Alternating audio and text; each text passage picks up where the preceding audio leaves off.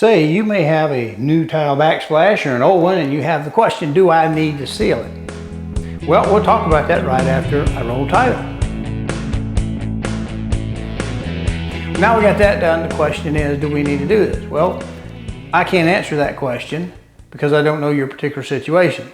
So we're going to have to go back to some beginning and some basis, which is why some of this is out, because we just put this in and we're going to break up some tile work video into different shows so that you don't have to sit through very long with it. I happen to be one of those people. My goal isn't to show you how to do as much as it is how to think and what to consider if you're new to it. So they're really geared toward the beginners. It might be for some refresher for some. There's a lot of content that I put out. It's just simply not available because people won't talk about it.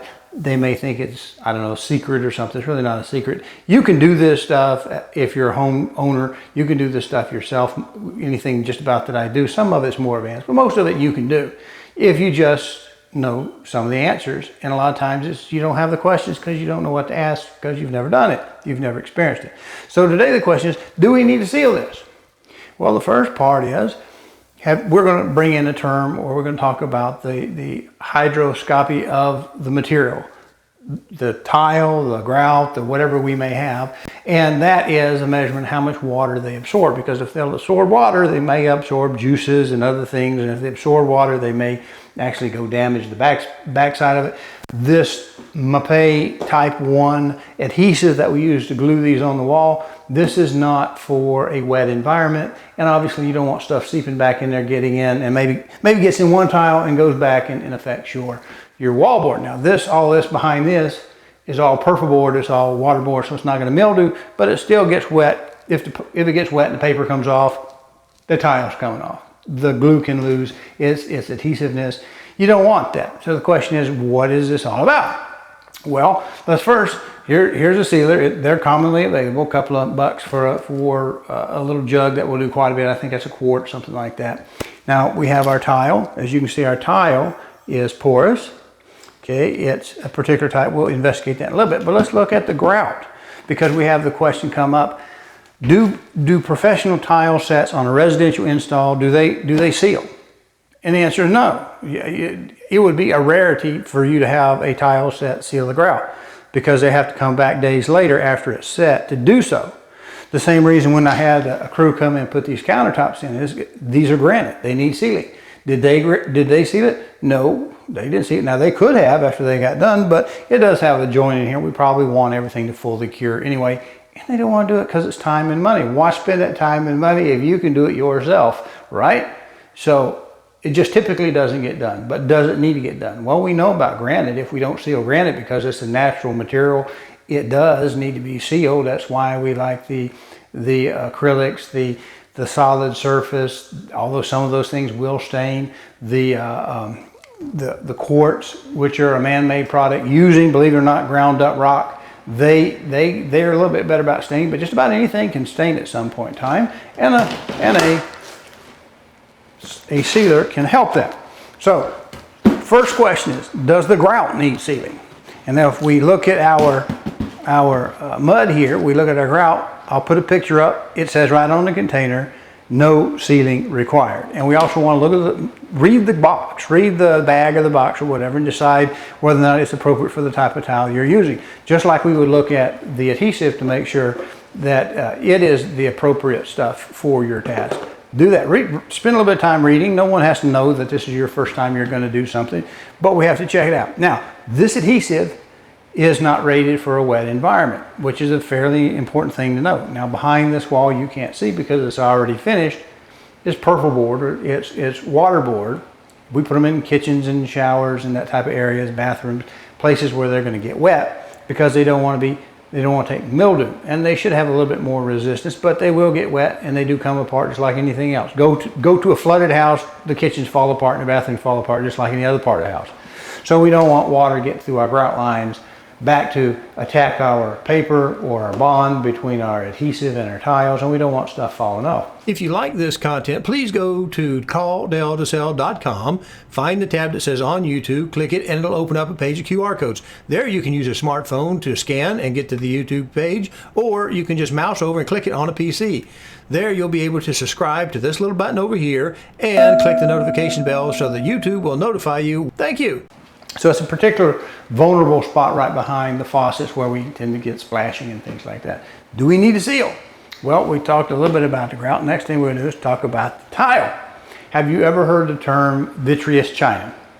Well, if you've ever read the specs for, say, a bog, a toilet, an Oreador, or whatever, a bidet, a lav sink, a china sink, they will almost always, every one of those things will be vitreous china if they're made from clay.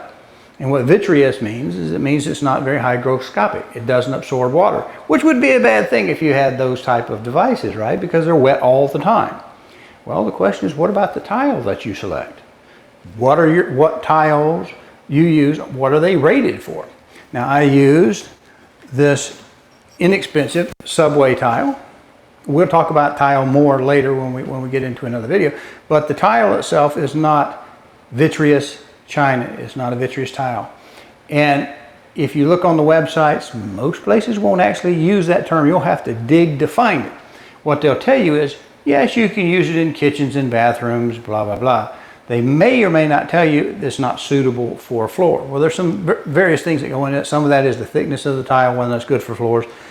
But if it's a floor, it's probably going to have to be weight bearing, and it needs to be vitreous or impervious, because we don't want water to get through it to our subfloor, because water goes down. It'll sheet off this, and maybe it won't be wet for very long, but it'll go through there. Now, I'll put a picture up on this box. This is a Lowe's product. It's pretty well much a commodity. Subway tiles, 3x6 Subway tiles are pretty well much a commodity, but they're not all the same. And when you look, you'll eventually find in one tiny little spot, non-vitreous.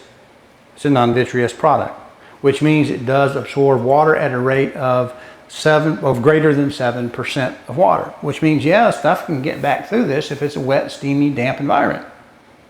Do you have to seal it? How often do you have it at your home? It's your investment. You do what you want. I sealed this because I know it's a non-vitreous tile. It's suitable for kitchens and walls, but that doesn't mean that it's suitable without being sealed. And yet, the information when you read your tiles won't really tell you, for the most part, whether it needs sealing or not. So that's an answer that you have there. I think it's probably good enough for this video. There's not much more to sealing other than reading the instructions on the back of your sealer, making sure it's suitable for, like, say, a kitchen or environment like that. This seals for 20 years, and then basically it's inert after that, I think, after it dries and seals. You might wonder again, do professional tile sets seal the tile? No, not normally. They have to wait for the grout to dry and then come back, and if they're doing that, you're probably holding up that paycheck. So they install it, may tell you something about it, and then they're just gone. So it's up to you if you want to seal your backsplash. I don't like doing this stuff, so I personally would take the time. It doesn't take much. You just rub it in like the instruction says and let it soak and dry, and you're done. The grout, remember, it said it didn't need it. Didn't say it'll hurt it to do it again, but it's the tile we're sealing in this. Why? Because it is non-vitreous. Now you can look that up. I can tack something on the end. Maybe I will, maybe I won't. But the tile itself may not hold water out. That's why if you're doing a shower bottom, a lot of time you'll find the mosaics. That's where they belong, not just aesthetically because they're ugly on a back wall or on one of the walls, and there's a lot of grout to be doing. That's a lot of extra work. Every one of those tiles has to be cleaned and scrubbed and gone through and cleaned up those lines. You can do that if you want. But the best place for mosaics a lot of time is on the bottom floor of a shower, where you're needing to get a little bit of shape, and you'd have to do a lot of extra cutting on a larger tile to do that. So they're good for that purpose. But again, you'd want to look at the tile to see that they're impervious, or maybe they might use the word impregnable. They may also just use the word vitreous. You certainly need vitreous or better. Less water absorbing for that. Even if you put the you do a roll-on membrane under your shower to put it on there under your grout, you still want your tile itself to not allow water to get in. And every grout line is an opportunity for water to get in, which is why we seal it. So I hope that helps, and we'll go on to the next video from here. Appreciate you watching, and subscribe if this interests you. If you'd rather see more of some of the individual techniques, we can do those too. But a lot of these videos is just telling you something before you pick the tile will determine what you have to do to your backsplash.